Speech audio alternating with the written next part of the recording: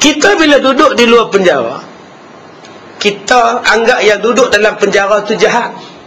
Jahat dia buat. Duduk dalam penjara. Kita bawa anak kita naik kereta, isteri sebelah, anak di belakang, umur 4 tahun. Kita kata pada anak, Ti, cuba baca, tulis apa kat penjara tu, dekat dinding tu. Anak pun sebut penjara Taiping. Penjara tu apa ya? Penjara tu tempat orang jahat. Orang berdosa-berdosa semua dalam tu. Rompak, meragut, semua dalam tu. Kalau Ti buat jahat, Ti pun masuk penjara. Dosa. Tengah dia duduk bercakap, kereta depan berek. Dia pun berek menyacak. Celaka betul kereta ni. Hoi, bodoh. Haram jadah betul. Bukankah itu dah maki orang? Maki berdosa tak? Berdosa. Yang dalam penjara berdosa mencuri. Yang di luar penjara dosa mengumpat. Dua-dua berdosa tak? Kita serupa. Tapi masa kita tak bahasan, masa kita tak masuk penjara, teruskan perjalanan lagi sampai ke penjara Sungai Petani. Ti baca apa tulis? Penjara Sungai Petani. Sungai Petani ni untuk apa bapa? Ini untuk orang yang bunuh orang. Tu orang jahat dia bunuh orang, tu dah tutup kena gantung. Ti jangan bunuh orang, Ti terpaksa masuk dalam penjara. Dosa bunuh orang. Elok dia tahu. Tiba-tiba isteri sebelah cakap, abang, tu Ustaz Kazim lalu abang tu kata. Selisih ke kereta Ustaz Kazim. Suami dia kata apa? Ustaz tak guna, menikah berempat, gatal menikah 4. 2 di Ipoh, 1 Tepin, 1 di Pulau Pinang. Macam abang tak tahu. Dia bukan mengajak mengorak bini orang. Abang tahu mana? Abang tahulah dia duduk nyembah di surau. Memang dia tu bini 4 punya tu. Masa bila saya nikah 4? Saya nikah 2. Fitnah tu. Fitnah tak? Fitnah. Bila fitnah tuan-tuan, bukankah Allah sebut wal fitnatu asyaddu minal qatl? Memfitnah lebih buruk daripada membunuh. Sekarang siapa jadi betul? Yang membunuh masuk dalam penjara, dia bunuh seorang. Yang memfitnah di luar penjara, sehari dia fitnah 3 kali.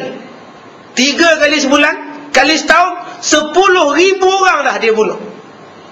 Mana lebih teruk sekarang? Fikir-fikirkan tuan-tuan.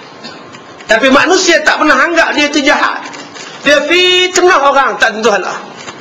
Akhirnya dia anggap dia baik. Dia tak pernah minta maaf.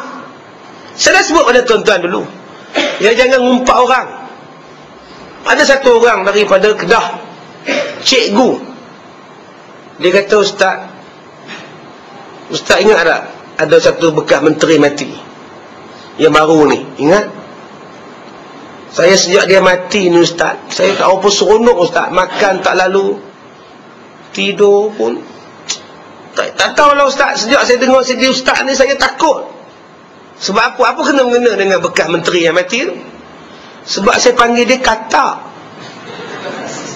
Masa dia jadi menteri hari tu, saya panggil dia katak. Kenapa akak panggil dia katak? Tak tahu lah Ustaz. Dah orang lain panggil katak, saya pun panggil katak. Dosa ke saya Ustaz? Berdosa akak. Macam mana nak minta ampun Ustaz? Entahlah cikgu. Dia dah mati, macam mana cikgu nak minta ampun?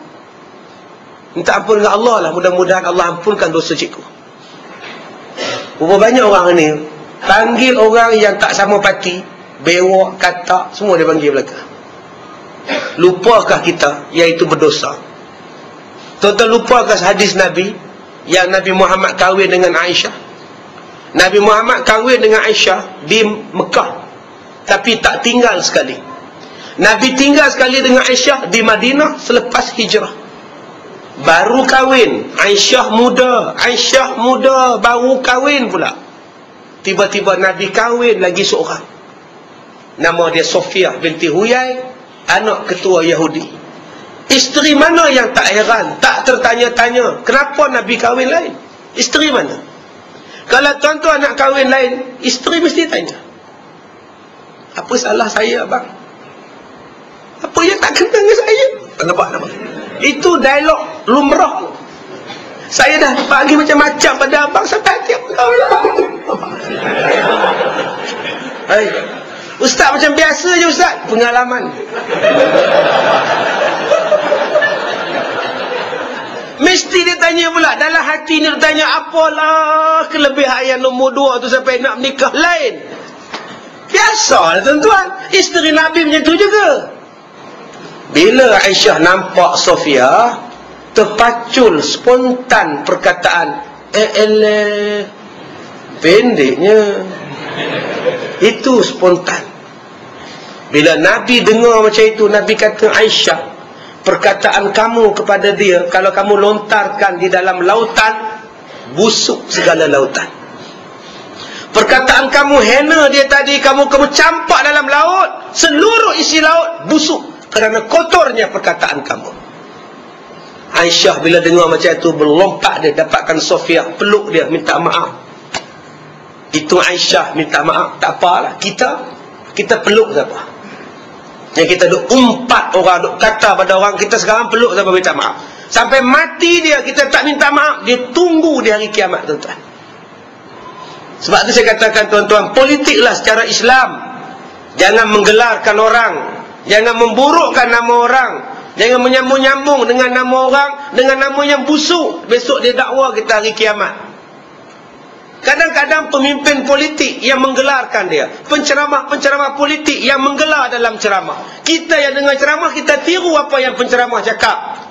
Sedangkan di hari kiamat, penceramah takkan boleh tolong kita di hari kiamat.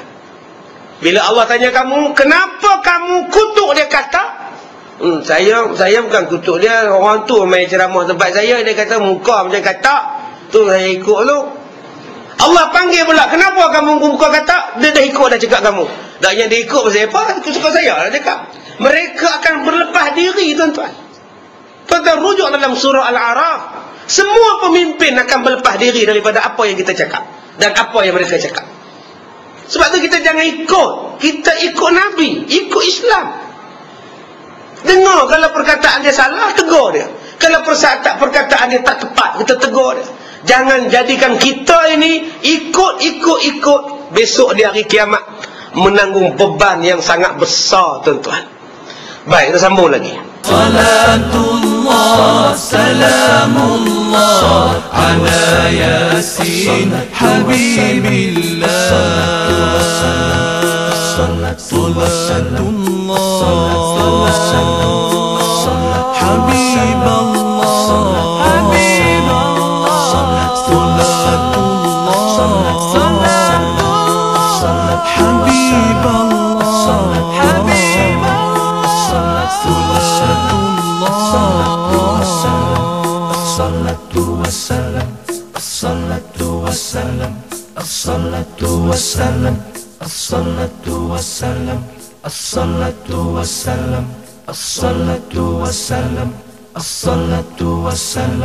As-salatu wassalam